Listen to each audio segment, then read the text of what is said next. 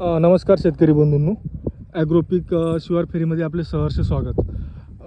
खूप शेतकऱ्यांचे आता जवळपास बेसल डोसही झालेले आहेत, काहींचे निघाल्यानंतरही झालेले आहेत. तर ड्रिचिंग आणि फवारणी संदर्भात खूप शेतकऱ्यांचे फोन सुरू होते. तर शेतकरी बंधूंनो, हळदीला विनाकारण 5-5, 10-10 फवारण्या करण्याची अजिबात गरज नाही.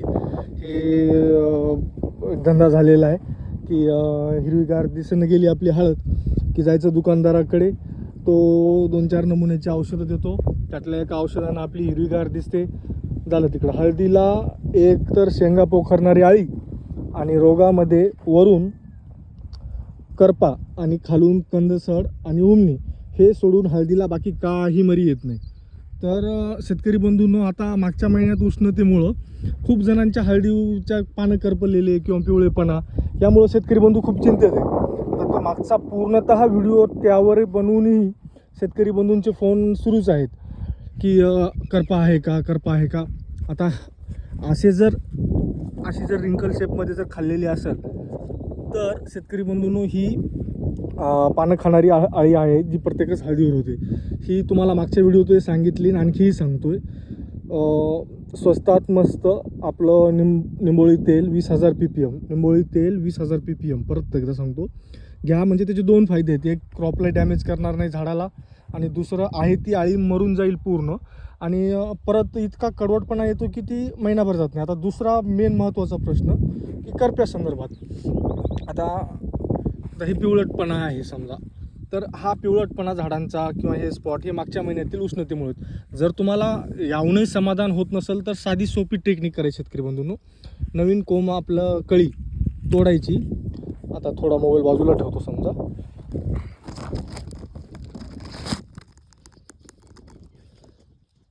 ही अशी पूर्ण उकळायची कळी समजा, आणि या कळीवर जर डार्क स्पॉट म्हणजे गोल गोल आकाराचे जर स्पॉट असतील तरच तो करपा आहे. विनाकारण महागा मोलाची औषधं महागडे काहीही फवारू नका.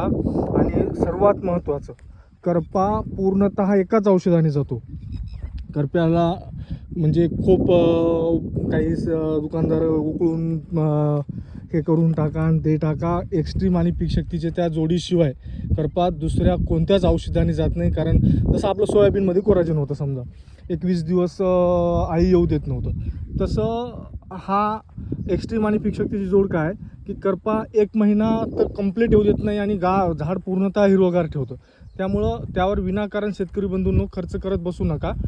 आधी बघा खरोखर करपा आहे का, आणि त्यानुसारच म्हणजे निंबोळी तेल, एक्स्ट्रीम आणि पीक शक्ती या बाहेर हळदीला फवारणीची कोणतीच गरज नाही. कारण खूप शेतकऱ्यांनी मी म्हणजे मागच्या 4 वर्षापासून बघतोय, महाग मोलाचे औषधं करप्याला फवारून 8 दिवसाच्या वर करपा पूर्णतः नाहीसा होत नाही.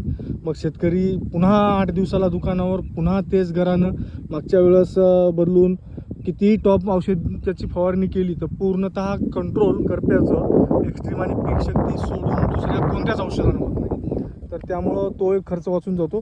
आणि याचं सडीचं, कंदसड आणि उमणीचं, तर ह्या 2 तारखा पक्क्या लक्षात ठेवा शेतकरी बंधूंनो. 15 ऑगस्ट आणि 17 सप्टेंबर. 15 ऑगस्ट आपला स्वातंत्र्य दिन, 17 सप्टेंबर आपला मराठवाडा मुक्ती संग्राम दिन. या 2 तारखेला 2 ड्रिचिंग आपल्याला कीटकनाशक आणि बुरशीनाशकाची जरूर घ्यायची. हे याच्यासाठी की कंदसड आणि उमणीसाठी. त्यात आपलं साधं स्टार्टिंगला काही नसेल तर रोगर प्लस साप पावडर किंवा M45 हे स्वस्तात मस्तवाले औषधं, कीटकनाशक प्लस बुरशीनाशकचं कॉम्बिनेशन घेऊन ड्रिचिंग केली तर आपला पुढं होणारं नुकसान आणि पैसा, परत क्रॉप डॅमेज या सगळ्या गोष्टी वाचतात. तरी तुम्हाला मी प्रत्येक स्टेजला मार्गदर्शन करतच राहील. आणखी काही तुमचे हे असतील क्वेश्चन तर कमेंट बॉक्समध्ये नक्की विचारा. तुर्तास धन्यवाद.